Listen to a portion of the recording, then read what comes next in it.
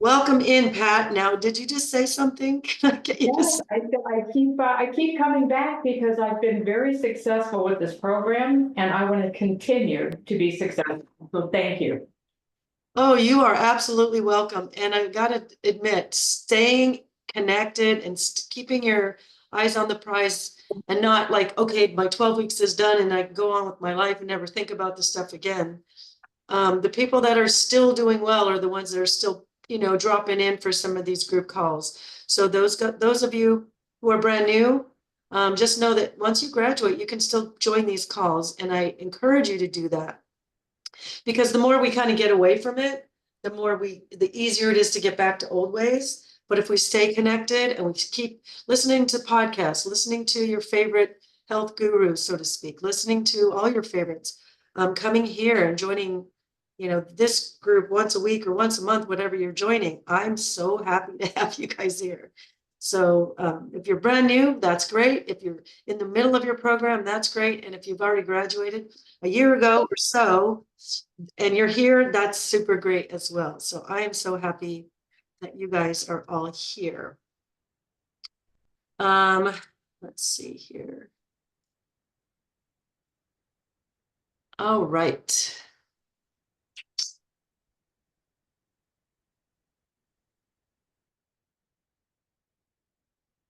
All right, so before I dive in, does anybody have any questions or shares or something they're concerned about? There'll be time at the end as well, but if you have something on your mind, please speak now if you have something. Otherwise, I'll go ahead and get started. If you have dogs or kids or background noises or anything, please go ahead and mute. But I also highly encourage you to unmute and ask a question in the middle of the program. You can certainly write them down and save them to the end, whichever you're more comfortable with. But it's a small group today, so I have no problem with you unmuting and asking your questions. So today is probably, I don't know, I was just making this analogy earlier yesterday with somebody for a different reason, but the topics that we talk about, they're also important, but and they're like children, they're all important for different reasons. But label reading, understanding what's in your food and what your best choices are is really empowering and super important. So please take notes. Ask for the handouts at the end if you want them, because there's a couple I can send to you. But you guys, as my clients, as coaching clients, you have access to me, text, email 24/7 for sure, to ask your questions. And, as you're going along, you're going to take pictures of your products and you're going to send them to me. And I'm going to say, well, what's in it? Show me the ingredients list. And I will take a look at that and give you a yes or no, and I'll tell you why. But my goal for you at the end of this talk, at the end of this presentation today, that you won't even have to do that because you're going to know the answer and you're going to know why it's a good choice or why it's not a good choice. So be sure to take your notes and we'll go ahead and get started. All right, so today I've got some opening funnies and some shout outs. I am going to tell you what the big food companies don't want me to tell you. I'm going to talk about the breakdown, the different macronutrients, just the basics, just so you know what they are and all of that. Then we're going to go deep dive into the ingredient list, names of things that we need to know. And hopefully, like I said, my goal for you at the end of this is to be able to not need me anymore, because eventually the little birdie will fly the nest and you won't always have me. That being said, like I said, you're invited to come back to these group calls. So I hope to see all my graduates come back on occasion, as wanted, anytime. So, all right. So we've got our funnies. We've always got to have our opening funnies. So I found things that had to do with carbs or whatever. So hopefully you'll enjoy these. All right. So some shout outs. I had two people in the last, very recently, two women, and I just thought this was just the best shout out of all. I've never heard this before until recently. Not one, but two of my clients reported to me and said that their husbands can't keep their hands off of them since they started the program. I don't know if their skin is looking better or if it's the weight loss or if it's their own confidence that's being built or their energy levels that are built or being built and grown and improved or maybe a combination thereof. But two of them reported that to me recently. So I wanted to share, this is about a lot of things, why we're here, but hey, why not have those bonus things as well? I've got somebody saying something in chat. Okay, so in relation to the little cartoon on the lower bottom right, somebody says, I identify with the raccoon. I think we all can at some point in our life. Thank you. Thank you, Alicia. All right, so then we have Charlotte. She said her swelling is down finally, and she's losing weight. Clothes are looser. No more headaches. Joint pain is gone. Swelling in her hands is gone. What did I write here? She wished she knew then what she knows now or what she's learned so far. So Charlotte, congratulations to you. Crystal just finished up the program. She said her gut health is back. That's the main reason she joined with us. She also wanted to lose some weight, and that she said she's very, very happy with her weight, but her gut is something that she's been working on for years and years and years. And with this program, she finally got what she was looking for. So congrats to you, Crystal. Devon, she's very happy with the program. She's very excited, and just knowing that something's working is really helpful in momentum. If you're struggling, guys, and you're a coaching client, please, please, please book a call with me. And we can work together and come up with a plan that works for you. Because it's not a straight line for everybody. It's just not. For most of us, it's not. Success in general is not a straight line. It's a lot of, so if you're struggling, please reach out. But sometimes it does work sooner than later. And for Devon, it is. So congratulations to you, Devon. Sarah, her fasting blood sugars have improved. And she's really pleased with that because she's seen many of her family members deteriorate from diabetes. So this is a really important thing. And if you catch your, if you're pre-diabetic or your blood sugars are off and you're just starting to see some numbers not going the right way, this program is perfect for that. As long as you catch it early. If it's full blown, it's a tougher battle. We can help you, but it's a tougher battle. Bobby, congratulations to you. Down 5% body fat, and it doesn't sound like much, but that's a huge number. That is a huge number, and down at least 25 pounds. And that was last week or so it's probably even better today. And then Christy is off her blood pressure medications, and her blood pressure is just dropped naturally from eating in the way that we recommend that you guys eat. Couple of housekeeping things I wanted to review. It's just been coming up. I've been getting asked by several people about peanuts. Peanuts are a legume, and legumes typically known as beans. Most legumes are beans, but peanuts are in that category. And legumes are off the menu until after week 12.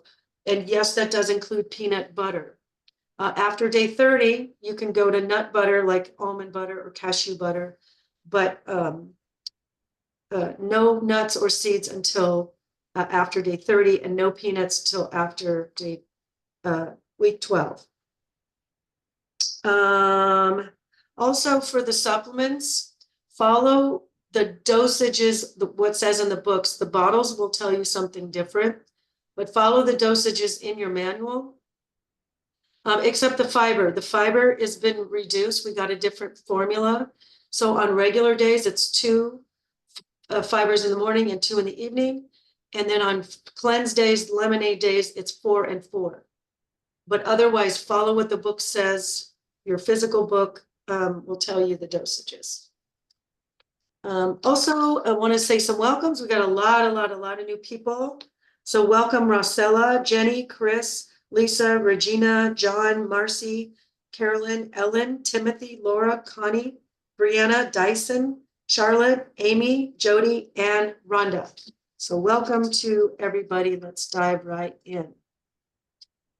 All right, as I mentioned, you guys can send me pictures of your products if it's in a package. I'm going to want to see the nutrition label and I'm going to want to see the ingredients list. But eventually, my goal is for you to be able to know the answer for yourself. Continue to, if you're brand new, don't feel like you have to have all this thing memorized right out of the gate. But keep sending them to me if you're not sure.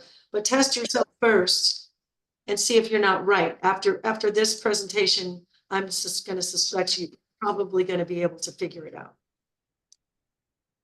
All right, so we talked about this several weeks ago, but I just wanted to touch on this again because we are talking about label reading. And it's very important that you understand what we're looking at because these companies, their job is to sell us stuff. And so they're going to make it sound as good for us as they possibly can without breaking any kind of law. So let's just dive right in. Made with whole grains, that's a very attractive sound. It sounds like it's a healthier thing. It's made with whole grains, but it doesn't say anywhere, or maybe if it doesn't say anywhere on that label that it's 100% whole grain, it could have a little teeny tiny teaspoon of whole grains and the rest of it be wheat flour, white flour, bleached flour. It could be all the other stuff. That's all the fiber, all the vitamins, all the nutrients have been pulled out. They sprinkled a couple back in. So made with whole grains is not a guarantee that this product is a good product. Cholesterol free. I'm not saying the cholesterol free things are bad. In fact, that's often what we're looking for. However, a lot of these items packaged in jars or bottles or whatever might say cholesterol free. And so if your doctor has just told you, hey, your cholesterol is a little high, and you happen to find yourself at the grocery store and you're looking at a thing of almond butter and one of them says cholesterol free and one of them doesn't say that, and your cholesterol free is a high on your alert because your doctor just said something about it, don't spend the extra $1 on the cholesterol-free nut butter because nut butter or anything plant-based ever had cholesterol.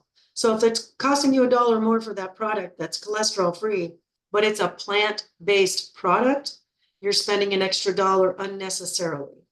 So be aware that cholesterol-free doesn't mean it's a better choice. It doesn't always mean that. It's just a way to get you to spend more money on their products.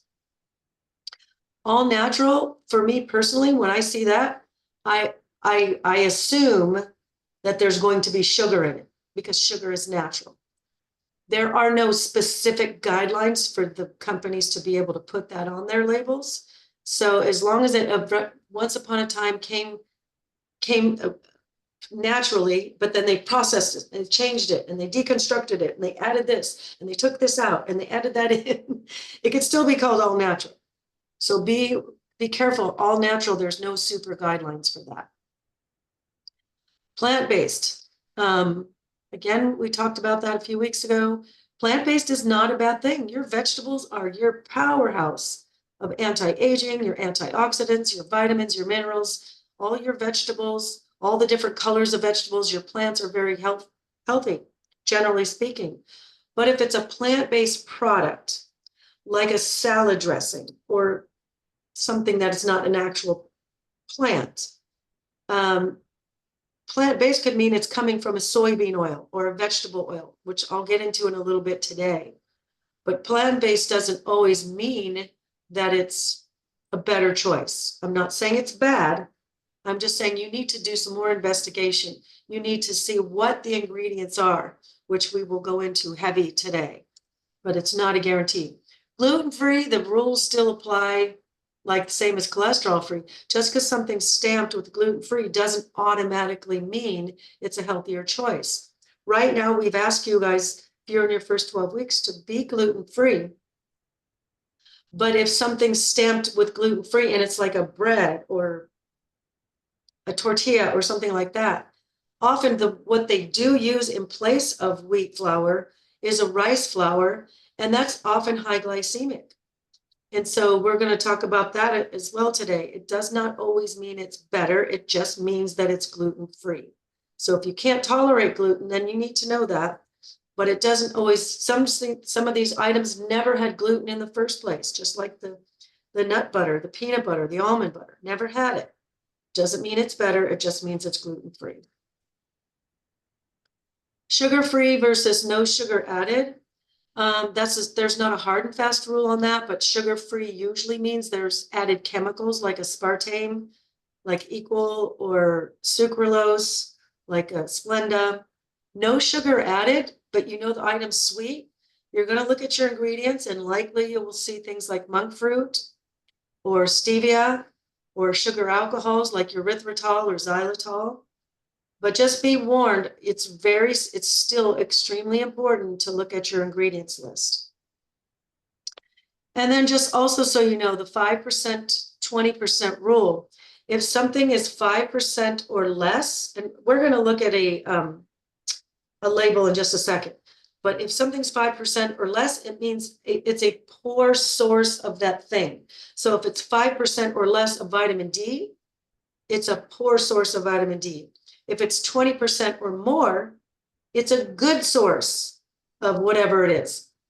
If it's 20% or more of vitamin D, then it's considered a good source. So it depends. If it's 5% of cholesterol or trans fats, then that's better because we don't want that. But if it's 20% or more and it's a trans fat or something that we're not wanting, then put it back on the shelf. But just kind of wanted to let you guys know that's what those numbers look like. So here, there's a perfect example. Under fats, it says 10%. So that's kind of in the middle. It's not below 5 and it's not above 20. So it's not a poor source and it's not a great source of your overall fat. So when we're looking at nutrition facts, the most important thing we need to know is the serving size and servings per container. This is so important because a lot of products, when I was first learning this, and those of you who've been with me probably heard me talk about this, but I was learning and studying, going to the grocery store and looking at all these labels.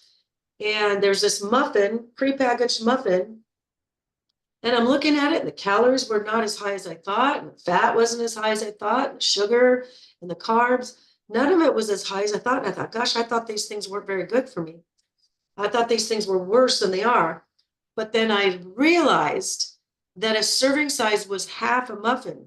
So then what I have to know now is I have to double my calories, double my fat, double my carbohydrates, double everything on the list.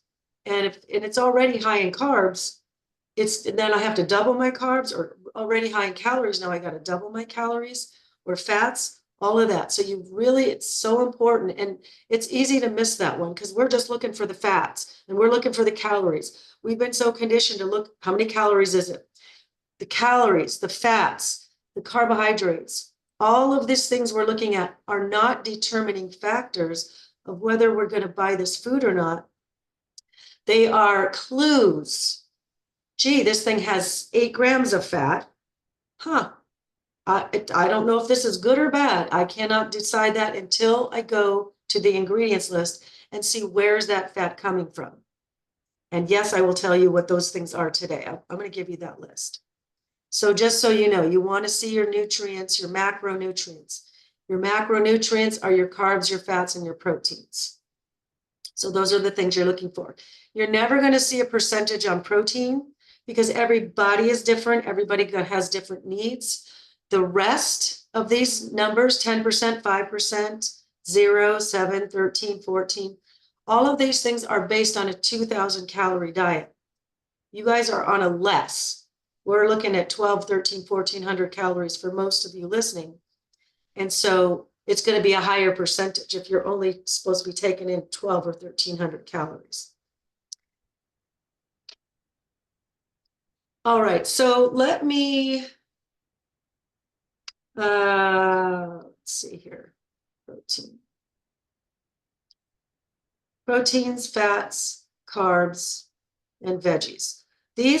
So proteins, fats, and carbs are technically your macronutrients. So if you ever heard the term tracking macros, for weight management or bodybuilding or whatever reason you're tracking them, if you're diabetic, you really need to know your carbs, all of that sort of stuff.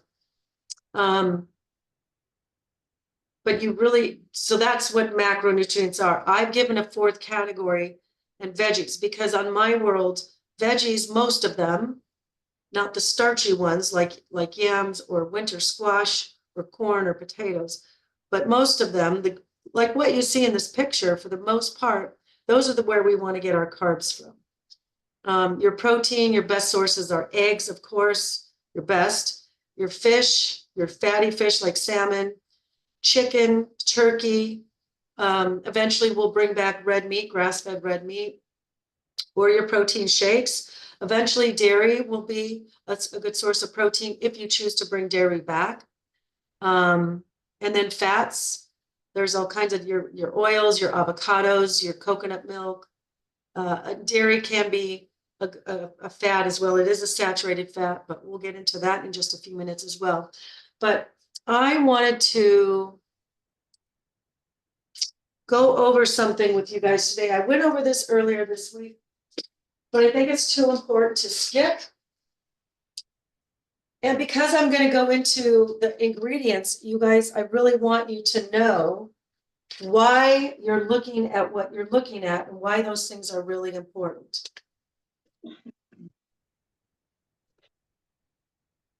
So this is basically how what our blood sugars look like. If we're down here, we wake up, we haven't had anything since dinner last night at 6 p.m.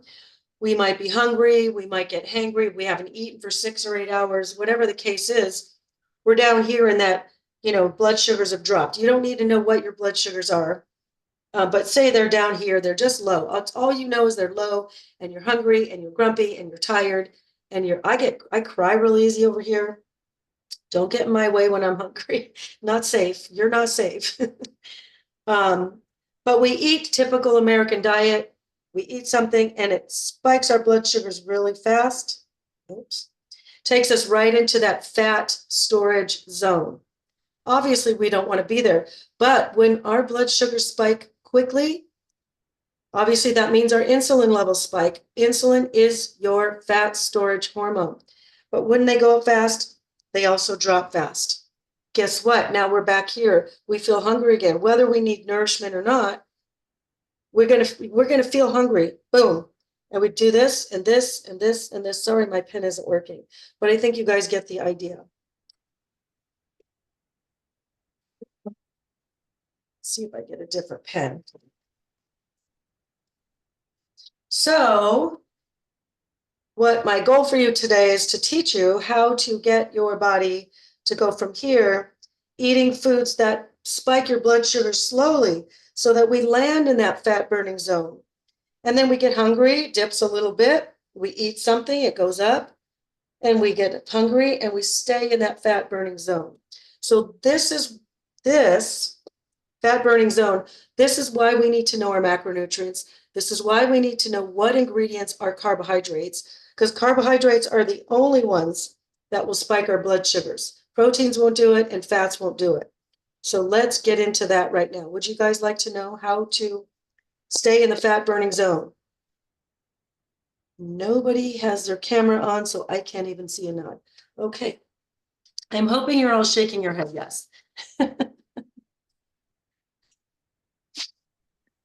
Woohoo, let's go, Tammy. Tell us. Thank you. Thank you. I need some participation. I feel like I'm talking to myself. All right, so let's get back to the screen. All right. All right, I do have someone in chat here. Yes, Alicia said, yes, tell us. Very good.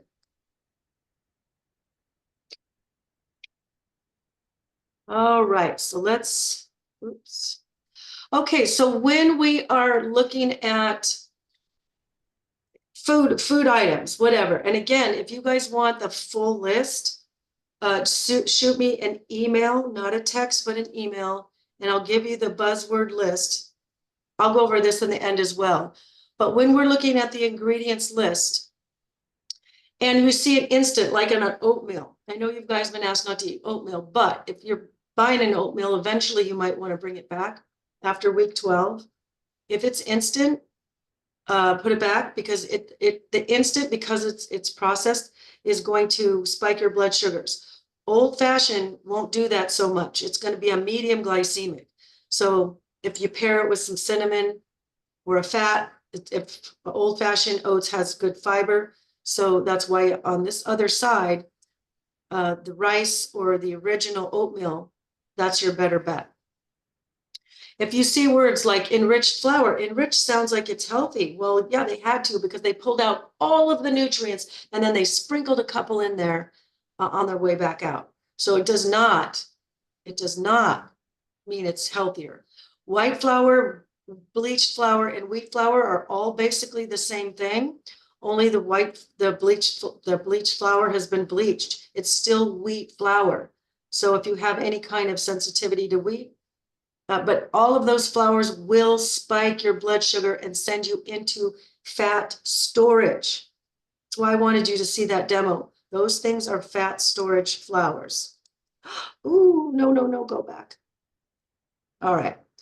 Maltodextrins, those are going to spike your blood sugars. Modified cornstarch. If something has potato or cornmeal in it, it will raise your blood sugars as well.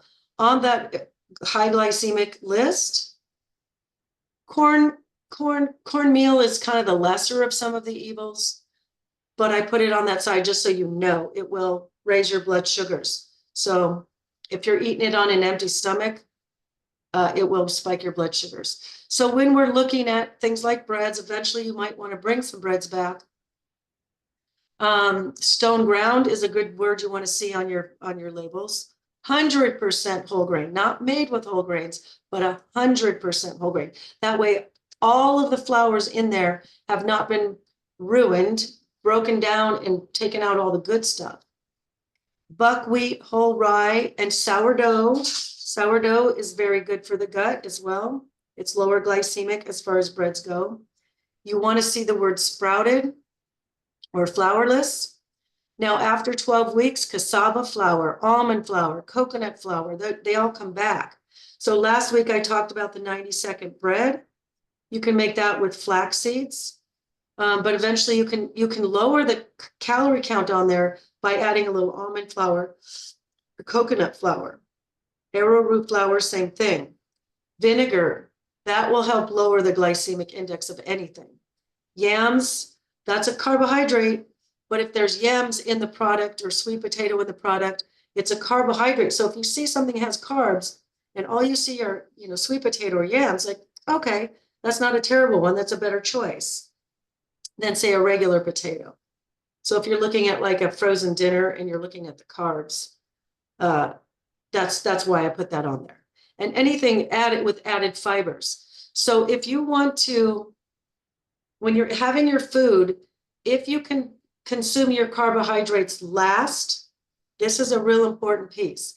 If you consume your carbohydrates last, the blood sugars will not spike as quickly, and now you can land in that fat burning zone. It's not a free ticket to eat a loaf of bread after you've eaten a healthy meal. But if you have a little carbohydrate like yams or winter squash, still eat them last, because if you've had your fiber, your vegetables first, lots of good fiber, that coats your intestines to make it harder for those sugars to get through. Then you have your fats and your protein, again, coats your intestines, makes it harder for those sugars to get through. It takes them longer. So again, it's not a spike, it's a slow rise right into that fat burning zone. So your order in which you eat your food matters. It matters. It matters. So fibers, fats, proteins first, then finish your meal with your yams or your brown rice or your lentils or your beets or your peas or whatever carbohydrates you're having that day. Quinoa. all of that. So that's when you're seeing carbs on your list, on your nutrition label.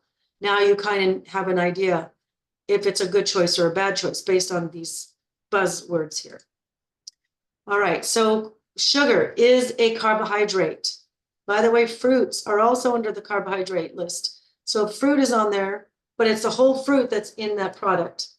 It's going to be a better choice because it still has the fiber in it. If it's fruit juice, that's different. So let's go over this.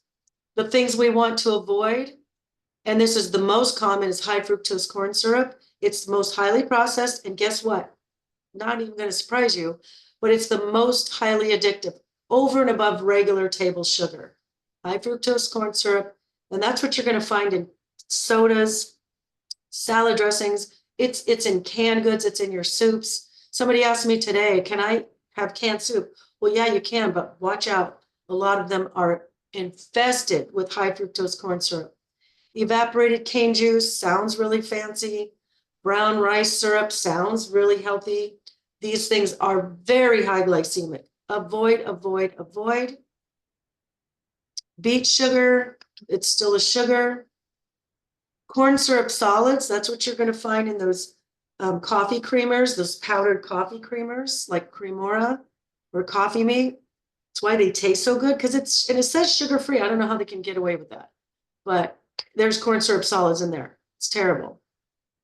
Sucrose, dextrose, and even honey. Honey does have health benefit. It really does. But for now, if you're in your first, especially 6 weeks, we want to avoid all sugars. Someone in the chat is saying, US is planning on banning 8 artificial, thank God, 8 artificial food dyes. Well, I certainly hope so. We're going to go into that in a minute too. You're getting ahead of me, Jennifer, but that you are hit the nail on the head with that one for sure. All right. All right, so the things we do want to see. So if you know this item is sweet, then but you don't see any of these sugars on there, or if it could say just plain sugar. Obviously, I didn't put that one on there. It's sugar is sugar. But monk fruit is a good choice. Stevia, some other names for stevia is Reb A, Reb B, or Reb M. Again, those are all good choices. I know some people don't like stevia. For me, it's fine. I'm good with it. Coconut sugar is a better choice. Date syrup and maple syrup, those are not sugar-free. So if on your labels, it says 5 grams of added sugars, and the only thing you see is coconut sugar or maple syrup or date syrup, then it's a better choice because it's not a high glycemic. It's not a fat storage, shoot your blood sugars up kind of a sugar. It's going to be slower. I know coconut sugar is 35 on the glycemic index. And you want something below 55. Anything above 70, put it away. Put it back, run for the hills. Also, sugar alcohols, they're natural and they should not raise your blood sugars. However, there's a good percentage of the population that does have digestive disruptions like bloating or diarrhea or gassiness. But if it's not you, you're welcome to have those things. And there's a lot of good sugars on the market that are made with erythritol or xylitol. Swerve makes a good one. So you can use that when you're cooking or baking. The ones to avoid is aspartame, the blue packets, also known as amino sweet. It's still a chemical. Sucralose, which is yellow packets or Splenda, and then saccharin, which is like sweet and low. So those are to be avoided. Those are chemicals, and they are terrible for your gut bacteria. This is what kills and destroys the good bacteria in the gut. And I know a lot of you are here for gut health. So Diet Cokes are gone. I'm sorry, but they're gone. You can have Zevia. It's a, where's my can?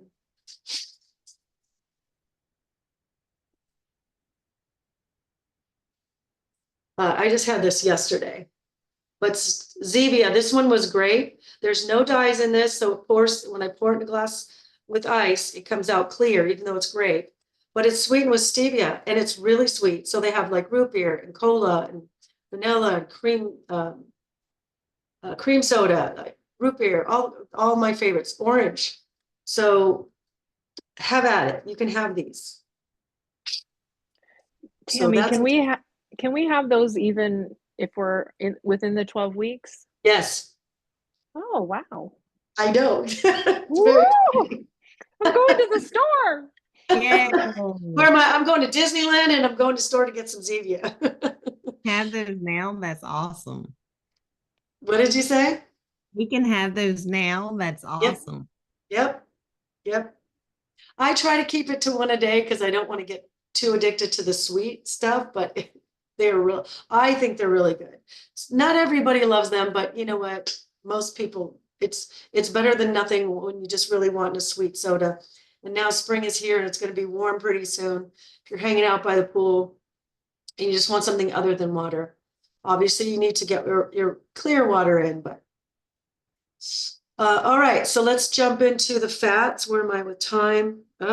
Oh, don't have a lot of time. So just so you know, I do have these all on a list for you. But if you see like the product that we looked at the beginning, I don't know what it was, it had 10 grams of fat. But if I see there's nuts and seeds in it, or there's a peanut butter, or, well, not peanut butter, but almond butter or cashew butter, something like that, then then that's where my fat's coming from. Then I might choose to have that product. Or if it's made with avocado. Someone in the chat says, what about homemade kombucha? Yeah, kombucha is great for your gut as long as you don't have added sugars. All right, so avocado, olive, or coconut oil, if that's on your ingredients list and you saw the 10 grams of fat or whatever, you know, on your label, on your nutrition label, but you saw avocado oil or olive oil or coconut oil, it's a better choice. If something has egg yolks or salmon, grass-fed butter, ghee, MCT, these things are all better oils for us, better, healthier fats. If it does have soybean oil, very highly processed, palm kernel oil is a trans fat, shortening, partially hydrogenated. That's what they make margarine with. And it's one molecule away from plastic. They originally made margarine because they didn't want us to have butter because of the cholesterol. Well, it turns out the man-made partially hydrogenated junk that they're putting in margarine is worse. It is absolutely worse for your cardiovascular system. Just use ghee or use regular butter and call it done. A little bit is fine. We can have saturated fats. Your body knows what to do with natural foods. It's this man-made stuff and these chemically stuff the body doesn't know what to do with. And then seed oils like sunflower oil, safflower oil. These oils cause inflammation. And a lot of you guys are here because your body's over-inflamed. So we really want to get those out of your body and out of your food products. So if you see those kinds of oils, please put them back on the shelf and don't buy them. Proteins. So we, most times if we're buying a protein product, it's a protein bar or a protein drink. We want you to, whey protein is going to be a better one for you. It's just the body knows what to do with it a little bit more. The problem I have with soy protein is soy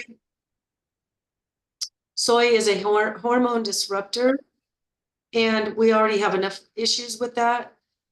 So I would just say avoid soy protein when at all possible. Eggs are a great source of protein. So, and I used to sell an egg protein powder in my vitamin store. And it's actually, technically, I would say it's the best choice above whey protein even. It's just really hard to find. And nobody bought it in my store. It was just not a seller. No, even though I believe it's a good quality protein, but I would say get your protein as best you can from your chickens and your fish and your seafood and your poultry. Eventually pork and red meat can come back. Obviously you want your grass-fed red meat. Dairy, like cottage cheese or Greek yogurts, when or if you bring dairy back, that could be a nice, good source of protein. The thing with dairy is it's both protein, and a fat. The other good news with dairy is you can get fat-free or low-fat versions. And because dairy is a saturated fat, and maybe you've already had enough saturated fat for that day, then you would go low or non-fat. When something has a protein in its listed protein and it's all nuts, or if it's all seeds, I'm not convinced that it's a real good source of protein because it's an incomplete protein. And I know, my vegetarians, we got to give you something. So we will put you on the edamame and maybe some, the edamame and some beans and some flaxseed. But technically the legumes are out. So they are hard on the gut. That's the reason why. All right. So did someone have a question? This is, I call this bonus round, but I do have this list on the buzzword list. This little red guy in the corner, he is the cochineal extract. So if something is red and you're wondering, how did that thing get so red? If it's a red drink, I don't want to call out Gatorade because I don't know if that's how they make their red Gatorade red. But if it's a red product, it's usually in candies or stuff that's marketed to kids. Just know it's coming from the shell of this little bug right here, which may or may not be bad because the regular artificial man-made chemicals are really, really bad. And someone earlier in the chat was saying that they're going to ban some of these food dyes, as they should. The more I read about it, now I can't eat anything that's blue or red or bright fluorescent, green or yellow. I just can't do it. Knowing that it messes with your DNA and your behavior and it's carcinogens, all kinds of stuff.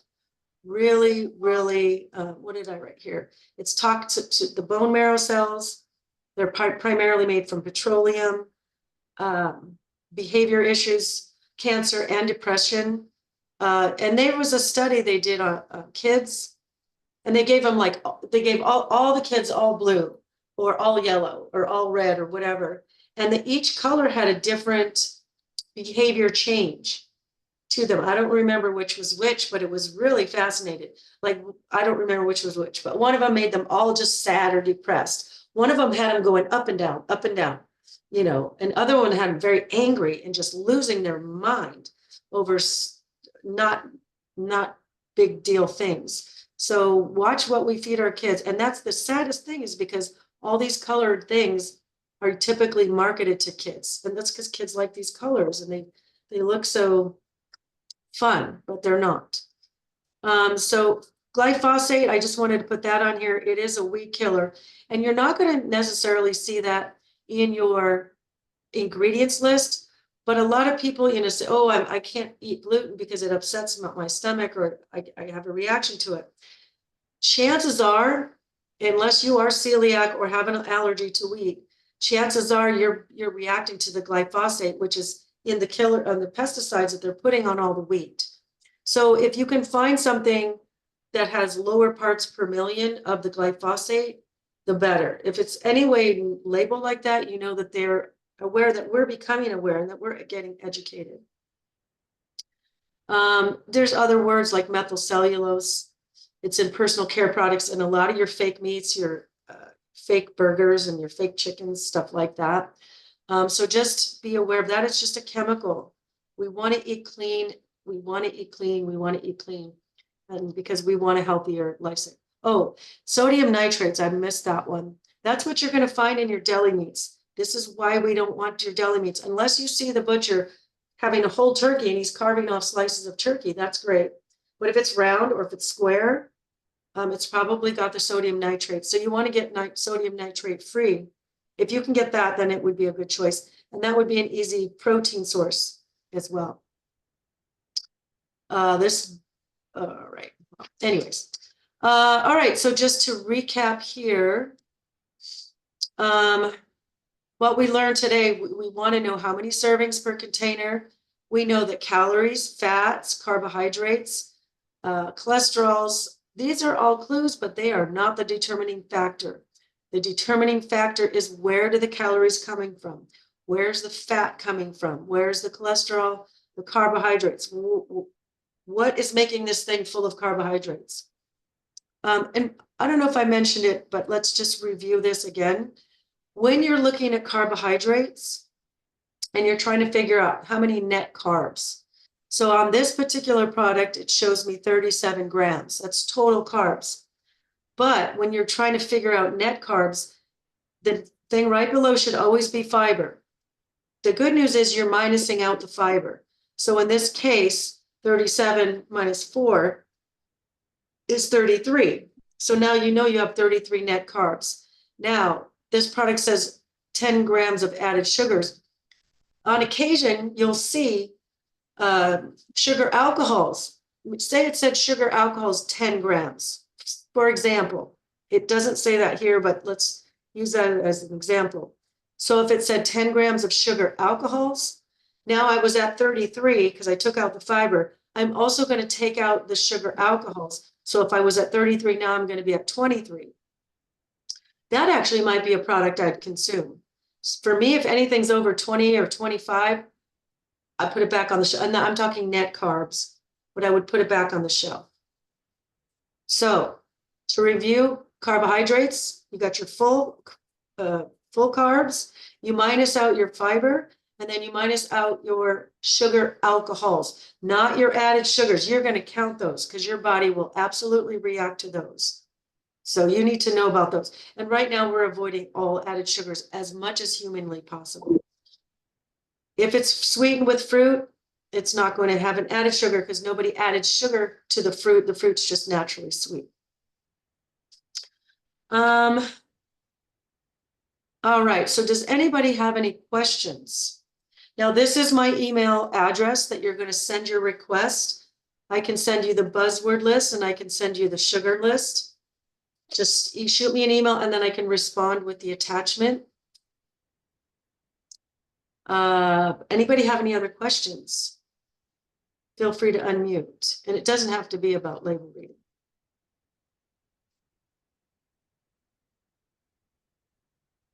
Yes, someone asked in the chat, is this the same list as yesterday? Yes, it is. So if you joined me Monday or Tuesday, same list. So it's nothing new. It's the same list. So, and if you join Monday or Tuesday, good for you, because I did a deeper dive. Tomorrow, I'm going to go deep dive into the fats, real deep dive. And I think hopefully you guys can all catch that one. As you know, the recordings will go up to the Facebook group. So make sure that you tune in for tomorrow. If not the live one, catch the recording. Tammy, did you? Oh, Go ahead. I was just going to ask you, were talking about protein. What do you think of those Premier protein shakes? Are those trash? Again, you would have to show me the ingredients list. Okay. On that. Okay. You know, I can't answer any of those kinds of questions. I feel like I poo-pooed it, but I don't remember why. Okay. Maybe I didn't. I don't know. But if you shoot me the ingredients list, Okay. and it has like sucr, and it's probably the sucralose might be my reasoning. And a lot of times those pre-made, that's a pre-made protein drink, right? It is. Yes. Yeah, a lot of those have oils to make them thick. And they taste so good because they're so thick. But you see what's the oil they made that they put in it, and is it one of the good oils or the bad oils? Oh, I'm already, you know what? I hadn't read it and it is bad. It's got sunflower oil and soybean oil. Oh, yeah, put it down. Yeah. Yep. No, I haven't taken them, but my friend was curious about them. They're trash. I know they're convenient, and I'm sure there's some out there that are better, but Yeah. This is not the one. right. Yeah. Okay. Someone in chat is saying, did I hear you say that we can get one of these calls even after we are done with the program? And is the true, something's blocking me. I can't read the whole thing. Shoot, it's blocking me. And is the something true for the Facebook group as well? Okay, so if you graduate, you stay in the Facebook group. I don't ever take you out. You can take yourself out if you get tired of getting alerts. No, once your 3 months of one-on-one coaching is done, that's done. But you can come to the live group calls and you can ask a question and get your questions answered live and in real time that way, but not one-on-one. But you can buy more. So I can't say no. It's just not included. But the Facebook group, go back years from now. And a lot of people do. I still get people messaging me and or commenting, and I know they graduated a long time ago. So there's that. Talia, you have a question you want to unmute and ask? Yes. So just listening to you about the breads, if you don't have a reaction to gluten, it's better to eat either sourdough or whole grain bread more so than gluten-free bread. Sourdough, pumpernickel, or 100% whole grain rye, or the Ezekiel, which is very low glycemic. None of those are going to be gluten-free though. Okay. So but gluten, my trouble with gluten-free breads is that they typically use a rice flour, and it doesn't always tell me what kind of rice. So to me, if it's a regular white rice, it's going to spike my blood sugars. So gluten-free doesn't do me a darn bit of good if that's putting me in fat storage. Right, that's true. Does that make sense? So it makes it not gluten-free part, but is it better for you? Nope. Not if I'm trying to watch my weight. Not if I'm Okay. trying to watch my blood sugars. It's not Okay. better. Yeah. Okay. I'm glad I'm on here today. So, and you said sourdough bread is good. It's good for the gut. It's good. This something about the sour actually is good for the gut. It is still gluten. So Right. on occasion, if you're going to have like a sourdough, like an avocado toast, make it a sourdough or a pumpernickel or a pumpernickel. Pumpernickel. I'm wearing my knickers. I haven't used that word in a long time. Don't get your knickers in a bunch. Oh, all right. I digress. Does someone else have a question? I do, Tammy. With the way you were explaining the net carbs and stuff, that didn't quite hit for me. Do I just keep watching it over and over again and then eventually get it?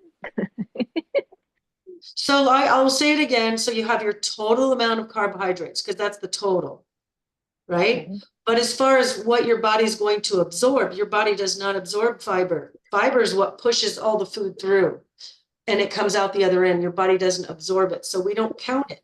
So if you have something that's 20 net or 20 total carbs, but it has 10 grams of fiber, I'm going to minus the 10 fibers out of that 20, which leaves me with 10. So now I'm at 10 net carbs. Now, if there's sugar alcohols in that product, say another 5, I would take 5 from the 10. Now I've got 5 net carbs. So take your total carbohydrates and you minus out fiber or sugar alcohols. Mm, okay. So for me, like I've been off the fiber from the beginning. What's happening in my body? It just doesn't wanna Whoa. What do you mean you're off the fiber? Just the fiber supplements? yes, fiber No, I'm not supplements. talking about those. I'm not talking about those. Okay. I'm talking about a food item that has fiber under carbohydrates. I'm not talking about supplements at all. That's Okay. next week, by the way. I'll be talking supplements next week, just so you know. But if I'm looking at a food, I wish I had a food item. I don't have a food item. But if there's a food item on my list and I'm going to consume whatever's inside this package, and I'm looking at the carbohydrates, it's going to tell me the total carbs. It's also going to tell me the breakdown of the carbs. One of the versions of carbs is fiber. It might have 0 fiber. Okay, so I minus 0 from the total carbs. So if it had 37 carbs, it has 0 fiber, it still has 37 carbs. If I had 37 carbs and had 1 gram of fiber, I'm going to have 36 carbs. If it had 37 carbs and it had 36 grams of fiber, it only has 1 carb. Is that starting to make sense now? Yeah, I don't think I knew that fiber is part of a carb, maybe. It is a carb. Okay. So are sugars, which is why fruit comes in the carb category when you're trying to manage your macros. Oh, I already had a serving of fruit this morning. That was one of my carbs. And now I'm having a brown rice at lunch. That's my second carb. Now that's no more carbs for me today. Okay, thank you. I hope that made sense. I'll catch it. So your total carbs minus fiber and sugar alcohol equals net carbs. Okay, here's a homework assignment. Here's how you're going to know. Well, next time you're at the grocery store, go to the tortilla section and look at the low carb bread. Pick it up and it'll say total carbs, and it'll even give you the math right on the label. It'll say total carbs because those are chock full of fiber. Now it's full of gluten, so if you're in your first 12 weeks, don't buy it yet. But it'll give you the math for you. Usually it's right there on the label, either the front or the back. But it'll give you the full carbs. But because they're so high in fiber, it'll show you the math. So if it has 30 carbs and it has 10 fibers, you only have 30 minus 10 is 20. So that's 20 net carbs. Those numbers are not accurate for a low carb tortilla. It's much lower, but you'll see that. But that's your homework. Go study those tortillas that say they're low carb, and you'll see why. And I think it will give you the math formula on the side next to it, somewhere on the label. I hope. I think it'll be good, but also I think I'm doing a good job because I haven't really been consuming anything with labels. And that's your best bet. Just eat real food, shop the perimeter of the grocery store, your produce and your vegetables and all that, and then your proteins and your meats and your chickens and stuff like that. Eventually dairy, if you choose, your eggs, but all the stuff in the middle, in the cans and in the jars and in the packages. I mean, we need some of those things. We need spices. We need to get them in the middle of those items sometimes. However, the primary thing in your grocery cart should be the stuff from the outside of the perimeter of the grocery store. Thank you so much.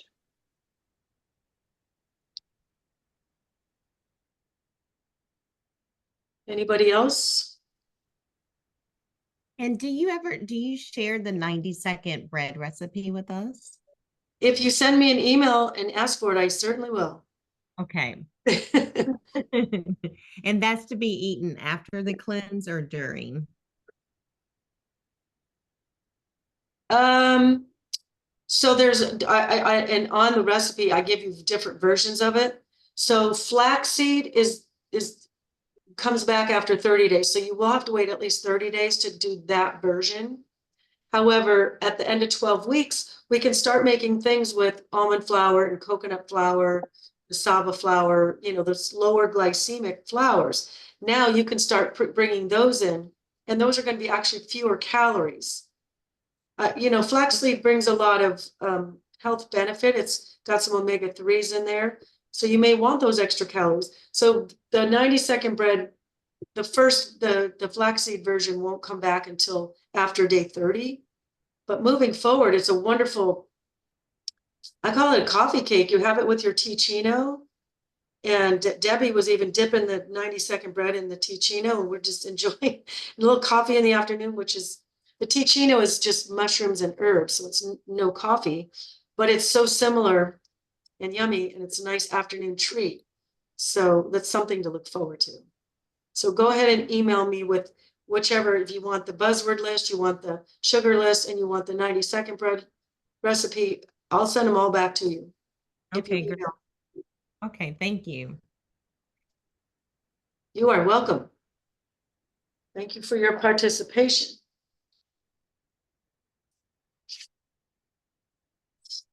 All right, anybody else? Going once? Twice, 3 times a lady? All right, well, you guys have a wonderful and fabulous rest of your day. Again, shoot me an email if you want any of the list, and I will see you guys all next time. Tammy, Bye. real quick. Yeah. Tammy, what do I want to send you the email, but what am I asking for? The sugar list and what was the other one? Sugar list, the buzzword list, Buzzword and sugar list. that's what I went over today. Okay, awesome. All right, thank you. Thank you, guys. Bye.